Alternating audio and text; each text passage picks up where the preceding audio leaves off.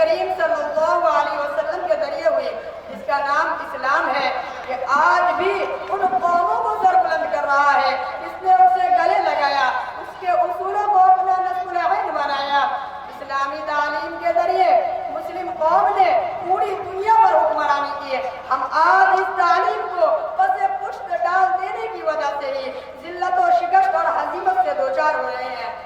محترم سامعین، تعلیم وہ شعبہ ہے جس کی محرومی قوموں کو تباہی اور بربادی کی شاہراہ پر لے جاتی ہے۔ جو قوم تعلیم کے گوہر سے مالا مال ہوتی ہے، دنیا اس کی گرفت میں ہوتی ہے اور دین اسلام کی مکمل پیروی بھی وہ کر پاتی ہے۔ ہم تعلیم سے جتنی دوری اختیار کریں گے، دنیا بھی ہمارے لیے اتنی ہی تنگ ہو جائے گی، اور دین کے صحیح راستے پر چل کر آخرت بھی سنوارنا ہمارے لیے مشکل ہوگا۔ یہی وجہ ہے کہ قرآن میں سب سے پہلے مسلمانوں کو علم کا سبق دیا گیا ہے، جہالت کو علم کا ضد قرار دیا گیا ہے۔ ایک مسلمان ہو اور وہ جاہل ہو، یہ ہو ہی نہیں سکتا۔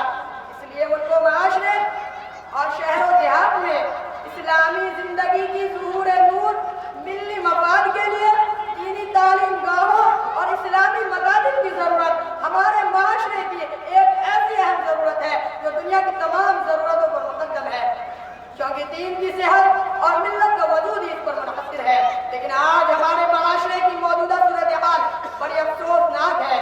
موجودہ دور میں اسلامی مکاتب و مدارس میں جہاں انسانی ذہن و دماغ ڈھلتے ہیں، جہاں آدمی گری اور مردم سازی کا کام ہوتا ہے، جہاں انسان مکمل انسان بنتا ہے اور پاکیزہ معاشرے کی تعمیر ہوتی ہے، آج ان مکاتب و مدارس کی کیا صورتحال ہے، تعلیم و تعلم کی کیا نوعیت ہے، ان سے معاشرے کا کتنا سدھار ہو رہا ہے، یہ داستان بڑی کربناک ہے۔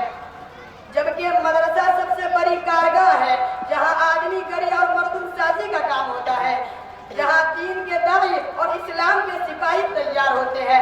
مدرسہ عالم اسلام کا بجلی گھر ہے جہاں سے اسلامی آبادی بلکہ انسانی آبادی میں بجلی تقسیم ہوتی ہے۔ مدرسہ وہ کارخانہ ہے جہاں قلب و نگاہ اور ذہن و دماغ ڈھلتے ہیں۔ مدرسہ وہ مقام ہے جہاں سے پوری کائنات کا اقتصاب ہوتا ہے، جہاں کا فرمان پورے عالم پر نافذ ہوتا ہے، عالم کا فرمان اس پر نافذ نہیں۔ مدرسہ کا تعلق کسی تقویم، کسی عہد، کسی کلچر اور زبان و عادت سے نہیں کہ اس کی قدامت کا شبہ اور اس کے زوال کا خطرہ ہو۔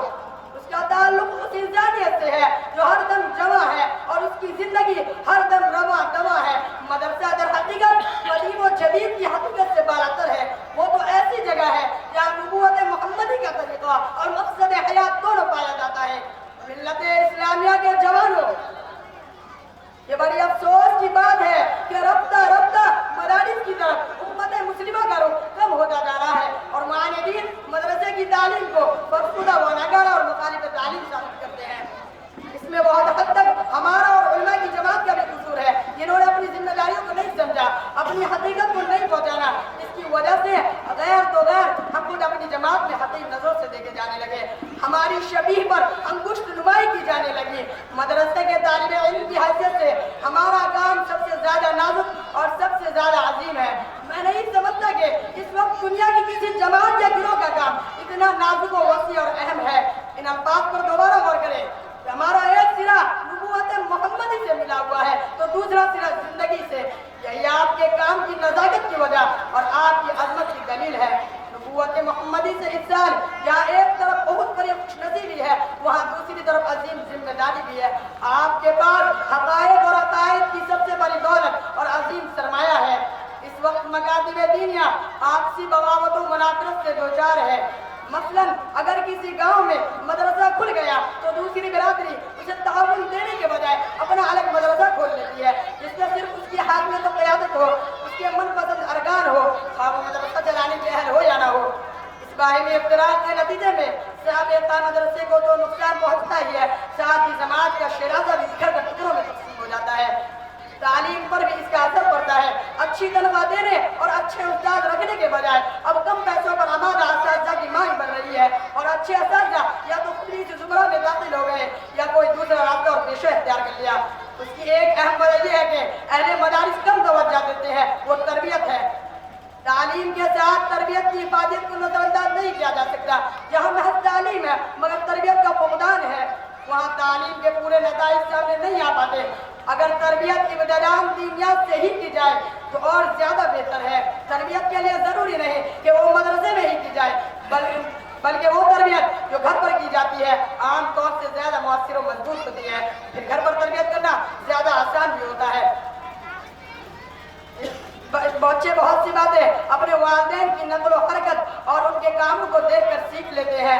मिसाल के तौर पर जब वालिदैन खाना सलीका से खाते हैं, लुक़मा बनाते हैं, अपने आगे से खाते हैं, बिस्मिल्लाह पढ़कर खाते हैं, तो बच्चे भी वैसे ही करते नजर आते हैं। वालिदैन लिबास पहनते हैं तो और बच्चों को भी वही लिबास पहनाते हैं तो बच्चे बखुशी से पहन लेते हैं। वालिदैन नमाज पढ़ते हैं तो वो भी नमाज पढ़ते हैं। अगर वालिदैन अपने बच्चों को बचपन में कलमे सिखाते हैं, अच्छे अच्छे तरीके बताते हैं, तो बच्चे बहुत हद तक अपने वालिदैन की बातों और उनके माहौल को इख्तियार कर लेते हैं। इसके साथ अहले मदारिस की खास तवज्जो दे, तभी हमारे अवाम में एक मकाम होगा और उम्मत मुस्लिमा का रुख दीनी मदारिस की तरफ होगा। अल्लाह ताला हम सबको कहने सुनने से ज़्यादा अमल की तौफीक अता फरमाए। व आखिरु दावाना अनिल हम्दुलिल्लाहि रब्बिल आलमीन। सामईन इकराम,